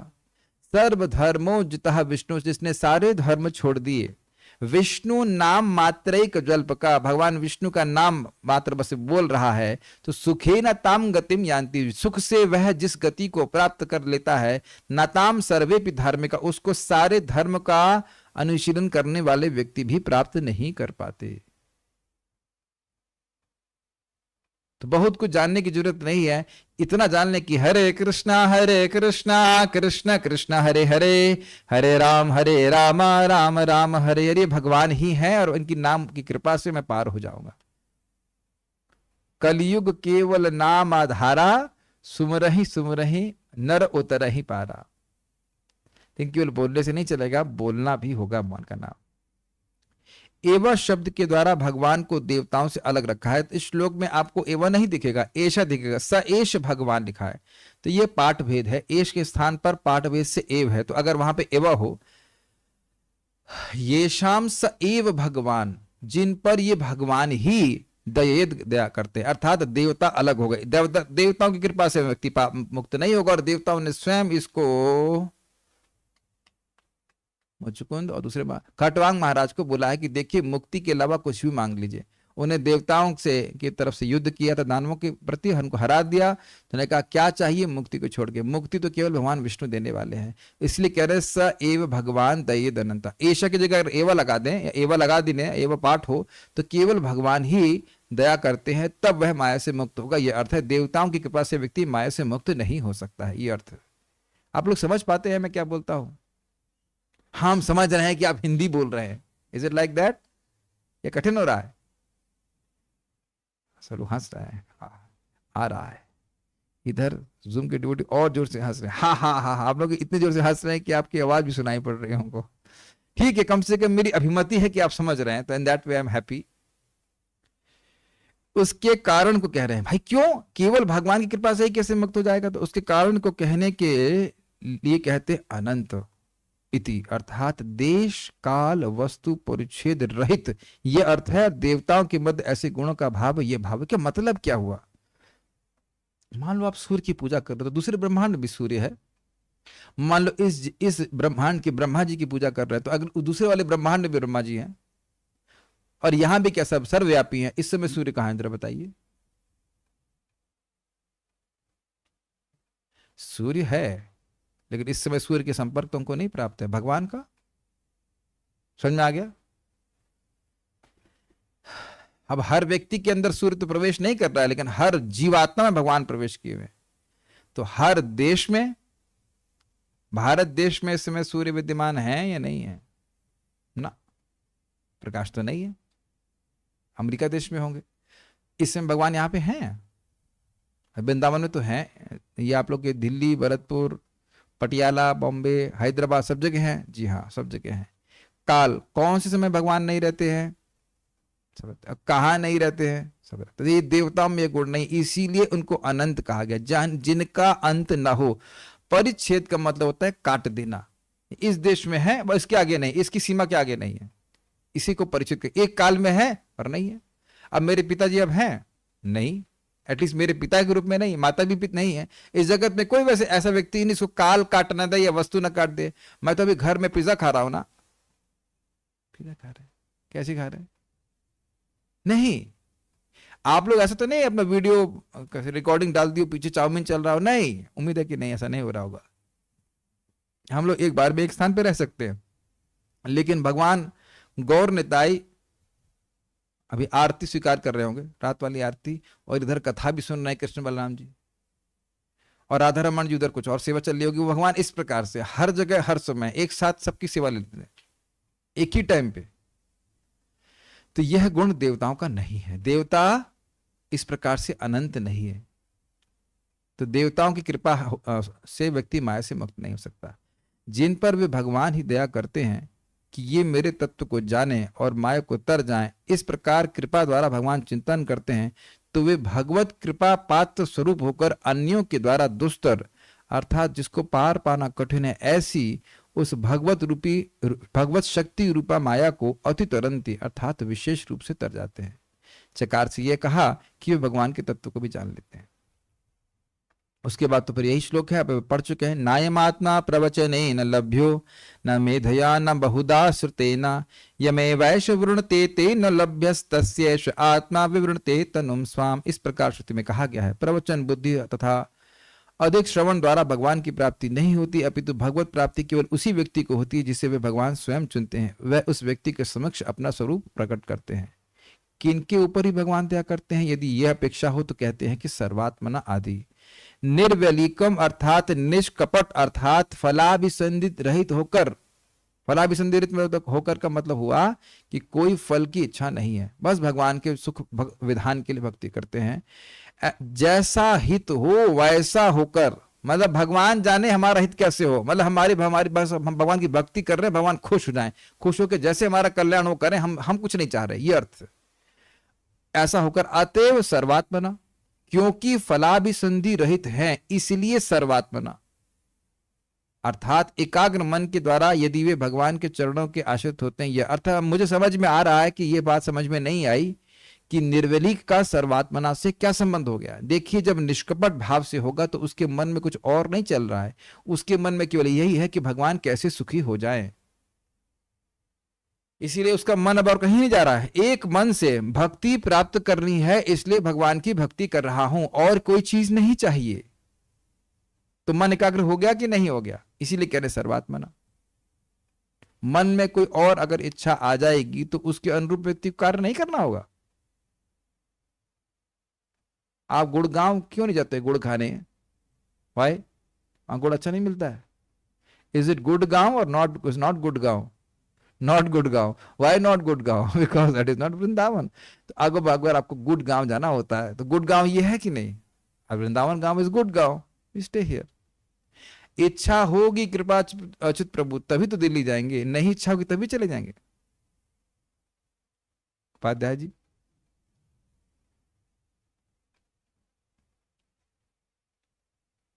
तो अब समझ रहे हैं, जब निर्वलीक हो गया मतलब और कोई इच्छा नहीं है, भगवान की सुख विधान करने की इच्छा है, तो बस इजी है। यही प्रभुपाद जी कहते हैं अगर अन्याभिलाषिता हुए तो भक्ति बहुत इजी है।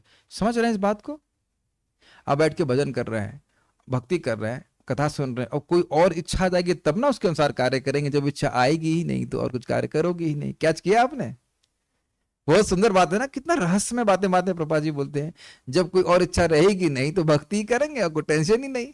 और भक्ति करते करते इस प्रकार की इच्छाएं गायब होने लगती हैं। ये मानते हैं ना कि कुछ इच्छा आ जाती है तब तो डिस्टर्बेंस होता है, इच्छा आएगी नहीं तो कोई डिस्टर्बेंस ही नहीं है। और फिर एक प्रश्न और आप लोग कहेंगे, अरे प्रभु जी फिर इच्छा आ जाए तो क्या करें? अब वो इच्छा आएगी, उसको भोगी या ना भोगी आपकी इच्छा, लेकिन अल्टीमेटली बोर हो ही जाएंगे। मान लो भोग भी रहे हैं तो बोर हो जाएंगे, इसलिए अंततः तो अन्याभिलाषिता ही हो जाएंगे। लेकिन जो व्यक्ति अन्याभिलाषी हो गया उसके लिए भक्ति बहुत आसान है। Is it? बड़े लूप्स नहीं फेंक रहा हूं, अगर आप विचार करेंगे तो बड़ा रुचिकर लगेगा। ये कैच किया आपने? धन की, स्त्री की या और किसी चीज की इच्छा अगर मन में आ जाती है तो व्यक्ति कोई डिस्टर्बेंस होता है ना? नहीं हो तो आराम से भक्ति कर रहा है, क्या दिक्कत है? तो इजी है बात समझना। तो इसलिए कह रहा है क्योंकि निर्वलीक है इसलिए सर्वात्मना, मन को, काया को, वाणी को ही लगाया हुआ है। जब कोई इच्छा आएगी तो लोगों से चर्चा करेंगे ना, भाई उसको कैसे प्राप्त करें? जब है ही नहीं इच्छा तो बात क्यों करेंगे उसके बारे में? कभी मैंने आप लोगों से डिस्कस किया कि दारू की बोतल के क्या विटामिन होते हैं, कितने रुपए की आती है, क्या रेट चल रहा है? जब पीनी ही नहीं है, कोई मतलब ही नहीं, तो कभी चर्चा किया हूं? कभी पीछे चर्चा किया हूं किसी से? कोई भक्त बोल दे भाई क्या रेट चल रहा है आजकल वोडका का, यार जो भी, अब हम क्षमा कीजिएगा ऐसे उदाहरण दे रहा हूं, लेकिन बोल रहा हूं इच्छा ही नहीं है तो कभी चर्चा भी नहीं होती ना। ये पूछ सकता हूं कि लौकी की सब्जी कैसे बनती है, वो Krishna we can make like that, but is it not? हम लोग कभी चर्चा नहीं करते ना शराब की। और जो लोग शराब पीते हैं उनको तो दिक्कत होती है। आप मेरी बात समझ रहे हैं? वाणी, मन और काया उस डायरेक्शन में जाएंगे जहां इच्छा होगी। तो क्योंकि निर्वलीक है इसलिए उधर जाएगा ही नहीं, भगवान के भजन में लगा रहेगा। ये अर्थ है। जो भगवान की कृपा से तत्व ज्ञान के द्वारा भगवान को प्राप्त करते उनका क्या लक्षण है? तो बड़ा स्पष्ट है। इसी पेक्षा में कहते हैं नैषामिति, कुत्ते और सियार आदि के भक्षण योग शरीर में जिनकी मेरा और मैं इस प्रकार की बुद्धि नहीं होती। अब यहां एक और पॉइंट दे रहे हैं, देखिए यहां निश्चित ही अज्ञानी और अधम लोगों की देह में आत्मज्ञान के अभाव से अहम बुद्धि होती है। यहां मतलब यह अगर ये विचार चल रहा है जगत में, जो टोटल अज्ञानी है वो तो ये मानते हैं कि हम देह है बस। दूसरा क्या है? मध्यम व्यक्तियों में शास्त्र के संस्कार के द्वारा देह से पृथक आत्मा की बुद्धि होती है, परंतु देह में मम बुद्धि होती है। इसमें हम लोग आ जाते हैं। अब एकदम ये अभिनिवेश नहीं कि मैं देह ही हूं, या शास्त्र का संस्कार है, शास्त्र सुन रहे हैं, इंप्रेशन है, तो हम सोचते हैं कि हाँ भाई मैं देह से पृथक हूं, ये मेरी देह है, हम देह को ठीक रखना चाहिए, मेरी देह है, ऐसा सोच सकता है। लेकिन उत्तम लोग क्या है? उत्तम लोगों की भगवान के अनुग्रह से तथा तत्व ज्ञान के द्वारा सभी विधाओं से, सभी प्रकार से निवृत्त मैं और मेरा दोनों ही प्रकार की मति नहीं होती है। समझ में आ रहा है बात? मैं ये देह हूं और मैं ये मेरा देह है, ये दोनों ही प्रकार से उनका ज्ञान नष्ट हो जाता है। कैसे? भगवान की कृपा से और श्रवण शास्त्र के द्वारा। तो कैसी मति होती? अपितु स्थावर और जंगम आदि में सभी भगवान ही हैं, ऐसी मति होती है। अर्थात जहां भी वो देखता है भगवान की उपस्थिति ही देखता है। स्थावर जंगम देखे न देखे तार मूर्ति, सर्वत्र होए तार इष्ट देव स्फूर्ति। वो स्थावर देखता है, स्थावर मतलब न चलने वाले, जंगम मतलब चलने वाले, उन सभी में ये देखता है कि भगवान ही विराजमान है, भगवान का अधिष्ठान के रूप में देखता है, भगवान का स्थान है, भगवान का मंदिर है, ऐसा देखता है। तो उसकी इस प्रकार से देहात्म बुद्धि समाप्त रहती है। क्या प्रमाण है? आप ऐसा गीता में भी कहा गया, बहुनाम जन्म नाम अंते ज्ञानवान माम प्रपद्यते वासुदेव सर्वमिति स महात्मा सुदुर्लभा। बहुत जन्मों के जन्मांतों के बाद जो ज्ञानवान है वह मेरी शरण में आता है और क्या देखता है? अरे भगवान के अलावा तो किसी वस्तु की सत्ता ही नहीं है, सब कुछ तो भगवान की शक्ति ही है। ये अर्थ है। तो इसकी ऐसी मति हो जाती है। जिनकी अहम और मम में बुद्धि लगी रहती है देह के प्रति, तो वह ऐसा धारणा नहीं कर सकते। तात्पर्य, भगवान के निश्चल भक्त भगवान की महिमा से परिचित होते हैं और वह इतना तो समझते ही हैं कि ईश्वर कितना महान है और उनकी विविध शक्तियों का कितना विस्तार है। जो इस नश्वर शरीर के प्रति आसक्त रहते हैं वे तत्वज्ञान के क्षेत्र में प्रवेश नहीं हो पाते हैं। बहुत सुंदर बात प्रभुपाद कहते हैं कि जो व्यक्ति यही नहीं समझ रहा है कि अगला जीवन है, वो अध्यात्म में प्रवेश ही नहीं किया है, अर्थात वह आत्मा के सत्य को स्वीकार ही नहीं कर रहा है। यह सारा संसार देहात्म बुद्धि की अवधारणा के कारण तत्व ज्ञान से अपरिचित है। कोई स्कूल ऐसा नहीं है जहां यह बताया जाता हो कि आत्म तत्व क्या है। MIT में भी नहीं, Massachusetts institute of technology, world का बेस्ट टेक्नोलॉजिकल इंस्टीट्यूट, कोई ज्ञान नहीं इस बारे में। आप लोग ये बात कभी समझते हैं कि जिन वैज्ञानिकों की बात पे हमको पूर्ण विश्वास है, उनको यह भी नहीं, ये विज्ञान भी नहीं पता है कि वह हैं कौन। Then how can they speak anything correct? जब वन ही नहीं पता हो तो आगे की मैथमेटिक्स कैसे पता चलेगी? जब एक बात भी पता नहीं हो कि वो हो कौन, तो बाकी बात सही कैसे बोल सकते हो? जो पगला अपने को ही नहीं जानता वो क्या बात बोलेगा? और पगला, मान लीजिए किसी के पिताजी पागल हो जाएंगे, तब भी उनसे ट्यूशन लेंगे, उनसे काउंसलिंग लेंगे। हमारे पिताजी से कभी कभी हमारा झगड़ा हो जाता था। अब तो मेरी माँ को भी गुस्सा नहीं लगेगा, गुस्सा हो तो जहाँ रहती हो गुस्सा होती नहीं, लेकिन कभी कभी होते, क्या पापा का नाम लेते हो? उन्होंने कहा हमको पापा से नहीं, उनकी बात पे गुस्सा आता था, हमारा झगड़ा हो जाता था, हम घर जाते भी नहीं थे। किसने देखा है? एक बार ऐसा हुआ, बोले किसने देखा है स्वर्ग नर्क? हमने कहा किसने देखा कि आप मेरे पिताजी हैं? मैं कैसे जानूं? ओए तुमसे ये क्या? हम तो लड़ जाते हैं, हमको फालतू बात स्वीकार नहीं होती। मैं कैसे जानूं कि आप मेरे बाप हैं, पिताजी हैं? चुप सोचने लगे, चुप हो गए, क्या कहेंगे? स्वाभाविक सी बात है, व्यक्ति देखने की पहले ही विचार करता है। कैसे देखेंगे बता, हमारा जन्म हुआ है, सब लोग जन्म लिए है ना, कैसे मालूम कि जन्म लिए? हो सकता है आप आकाश से पैदा हुए हो, फेंक दिया उधर, इंद्र ने ऊपर नहीं फेंक दिया, नीचे से कहीं कूद गए हो, या हो सकता है पेड़ पे उगा दिया। शशिकांत प्रभु ने, शशिकांत प्रभु कुछ इंसान तो नहीं जगाते, आप उगाते हैं पेड़ों के ऊपर? नहीं उगते। अच्छा, सब लोग मरेंगे ना? हो सकता कोई ना मरता हो। तो ये बात सुन करके हम स्वीकार कर लेते हैं। हम इसी बात पे बोल रहे हैं कि तत्व ज्ञान से अपरिचित होने वाला व्यक्ति क्या काउंसलिंग देगा? हमारे बहुत हंसी आती है, एक व्यक्ति काउंसलर के बारे में बता रहे थे, उनके काउंसलर बोले भैया 60 साल तक काम करना चाहिए, और व्यक्ति काम किए भी और 62 में मर गए। क्या तो लोग करते हैं बताइए। भौतिकतावादी व्यक्ति न केवल अपने भौतिक शरीर वरन अपने बच्चों व संबंधियों, जाति वालों, देशवासियों के शरीरों के कार्य कल्याण कार्य में सदैव व्यस्त रहता है, लेकिन कल्याण 1% नहीं कर पाता। कल्याण 1% नहीं कर पाता है ना। आप सभी लोग अपने जीवन में शांति का अनुभव नहीं करते? जप करने से, तप करने से, जो भी आप तपस्या कह लीजिए इसको, बिल्कुल लालसा बनी रहती ना, सुबह उठेगा मैं जप करूंगा, सुबह होगी मैं जप करूंगा, सुबह इज नॉट। और देख लीजिए मन में कितनी शांति है, जिसमें है जैसा भगवान ने रख दिया वैसे में संतुष्ट है।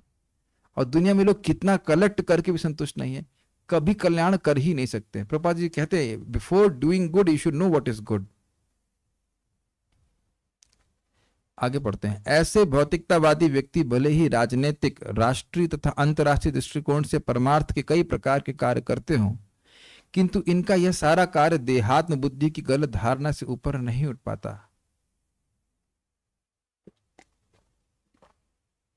क्या कहना चाहते हैं? जब मैं ये मान रहा हूं कि आप ये देह हैं, तो आपका कल्याण का मतलब, मैं आपकी सेवा करना चाहता हूं, मैं आपका कल्याण करना चाहता हूं। किसका? देह का। Got it? मैं एक बात यहां पे आ रही है तो मैं कोई रहस्य में बात बताऊंगा जो भागवत में आगे आएगी।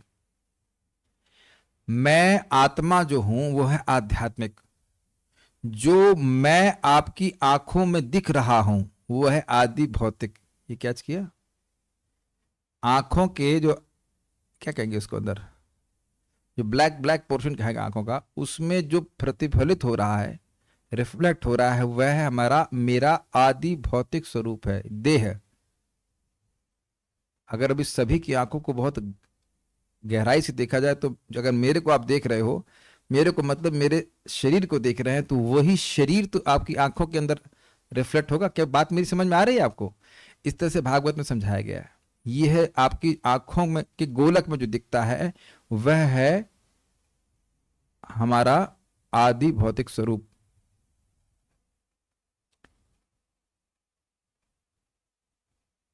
और आदि दैविक हैं, जो देवता हैं, जो हमारी इंद्रियों को नियमित कर रहे हैं।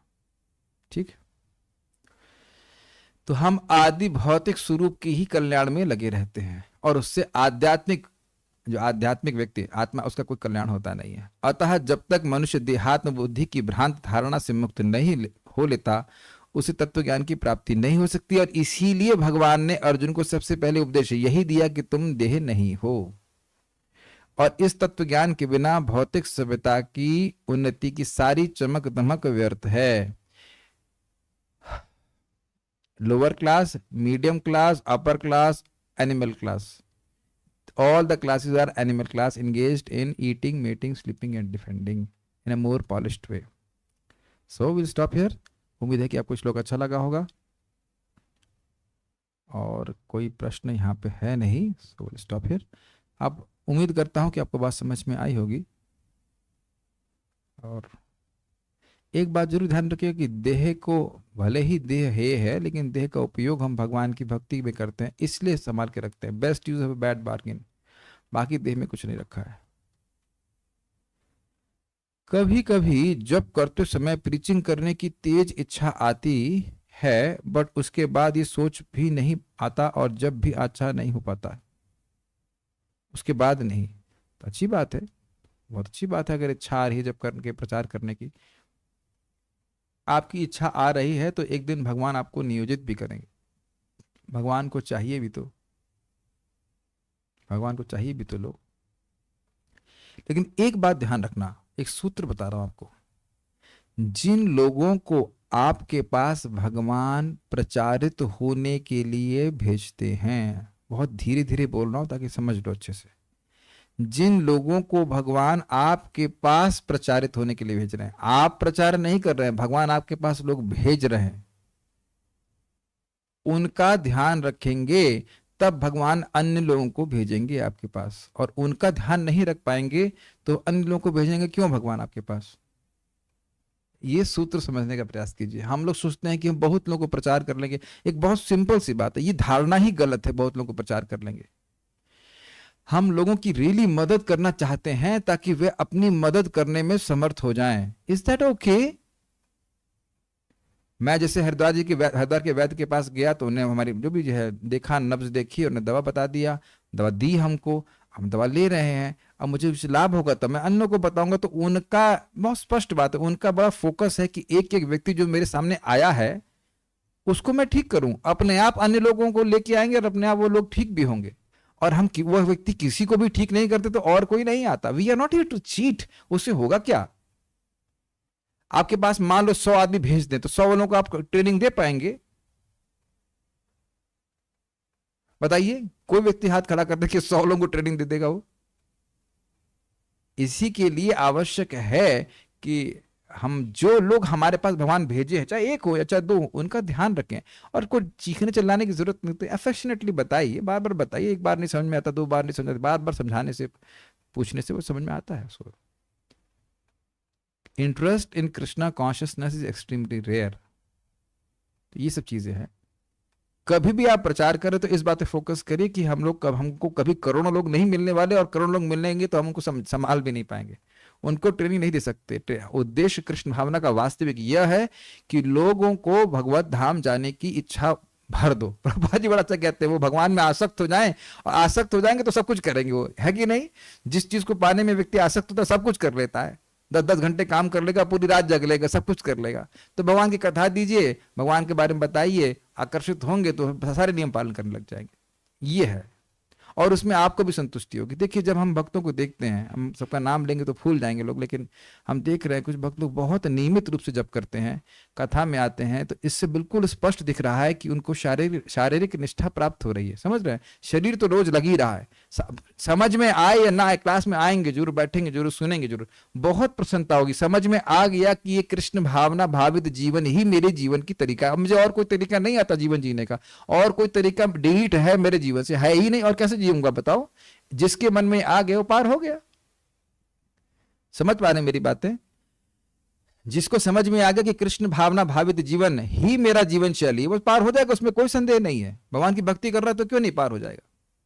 ये कन्विक्शन लोगों को लाना थोड़ा सा हमें, मतलब ये कन्विक्शन लाना थोड़ा कठिन होता है, लेकिन होता तो है, नहीं तो आप लोग सब लोग कैसे आ रहे हैं?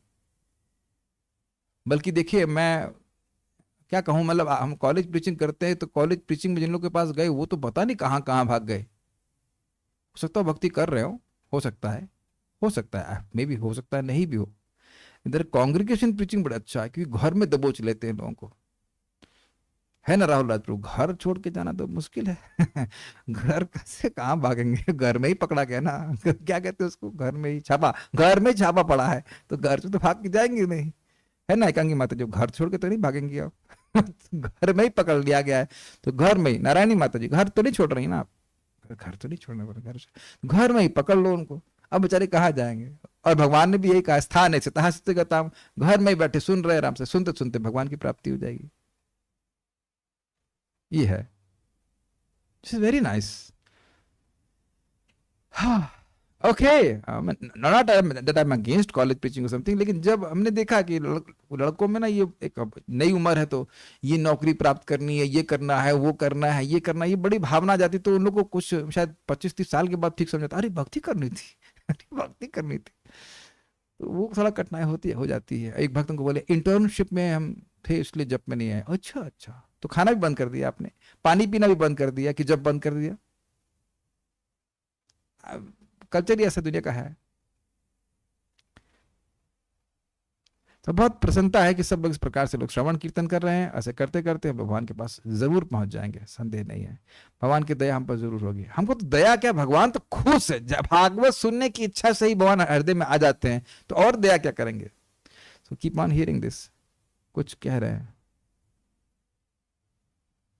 किसी ने मुझसे पूछा था कि सीता मैया को रावण ने हरण किया था तो राम जी ने उन्हें क्यों नहीं बचाया? वो तो भगवान है ना, तो उन्होंने अपनी शक्तियों का यूज क्यों नहीं किया था उस टाइम? अगली बार जब लीला होगी तो आपसे पूछ लेंगे कि लीला कैसे करनी है कि नहीं, है कि नहीं?